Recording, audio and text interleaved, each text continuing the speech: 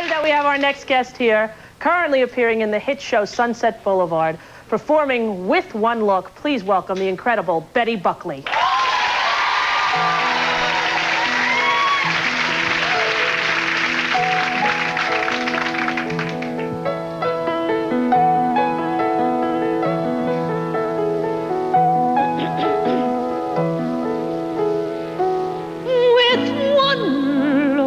I can break your heart.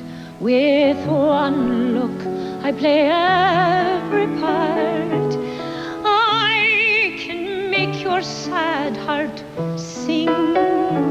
With one look, you'll know all you need to know. With one smile, I'm the girl next door. Or the love that you've hungered for. When I speak, it's with my soul. I can play any role. No words can tell the stories my eyes tell. Watch me when I frown. You can't write that down. You know I'm right. It's there in black and white. When I look your way, you'll hear what I say. Yes, with one look, I put words to shame. Just one look sets the screen aflame. Silent music starts to play. One tear in my eye makes the whole world cry. With one look, they'll forgive the past. They'll rejoice I've returned at last to my people in the dark, still out there in the dark.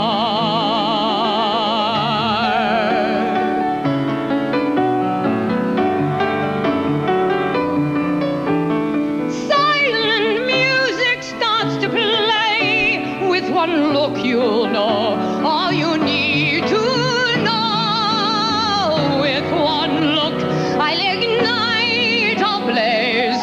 I'll return to my glory days. They'll say Norma's back at last. This time I'm staying for good. I'll be back where I was born to be.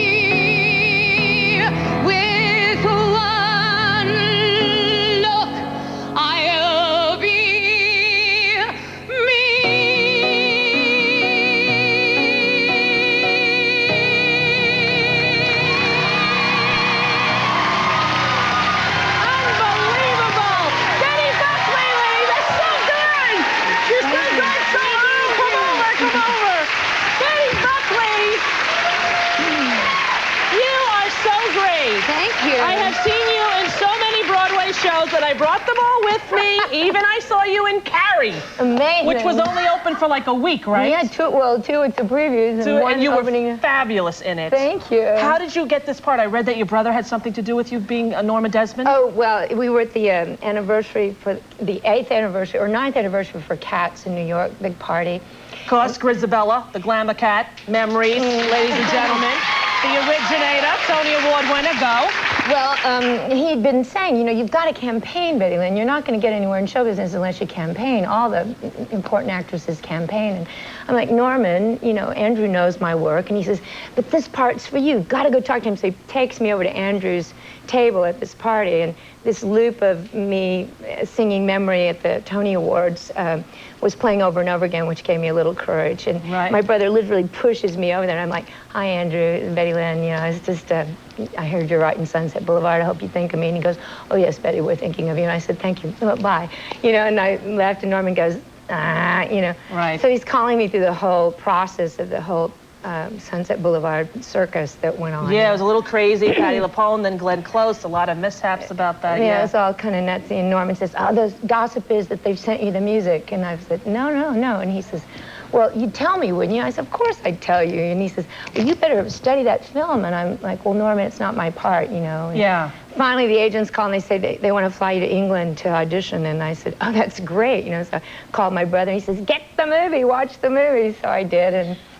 And you're just brilliant in it. I saw you in it here, and you're just absolutely brilliant. Thanks. Stay here. We're going to talk about, of course, 8 is Enough, and perhaps sing something from Pippin. I don't know. More with Betty Buckley after this.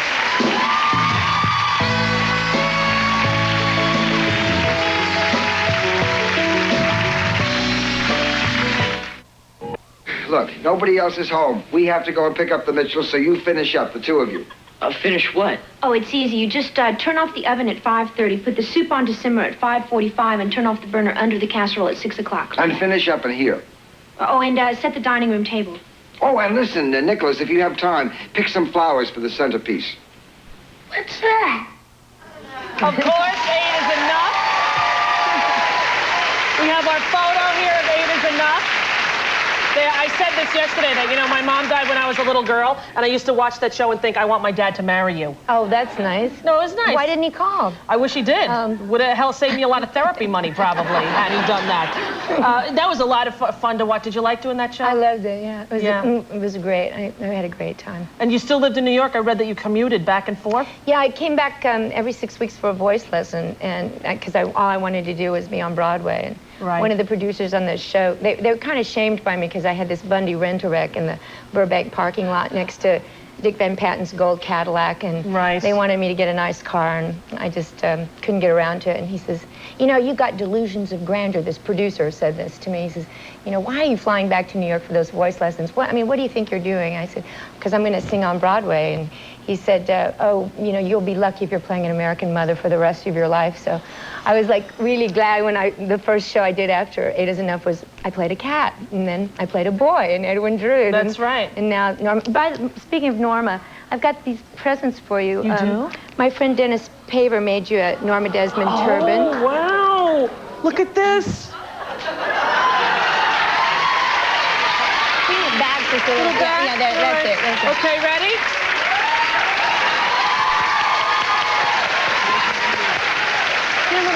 Little hand. Yes, that's it. I'm ready for my close-up, Mr. DeMille. I think it's great. And my friend in my dresser in the show, Jim Nadeau, made this one for you and Parker. It's a little Norma Desmond bear with a little baby. Look, there. And I can do that song with the monkey at the beginning, with the dead monkey, and pretend, you know, when I pretend I'm you, like I do every night. See the baby? Yeah, look at how cute, the little baby with the boo turban. And the boo-boo probably can fit in this. I call my son Boo Bear. You think he's going to need therapy because of that? No, but I do think he'll be worried if you say Boo Bear and he identifies with the lady with the turban on. Yeah, well, you know, whatever. It's the 90s. You're a piano player, very talented, Kenny Werner. Kenny, thank you so much for being here. Betty Buckley in Sunset Boulevard. Go see it. Stay tuned. Thank you very much. It's been a thrill to meet you. Coming up, Catherine Keener from a great new movie, Walking and Talking. We'll be right back. Thank you.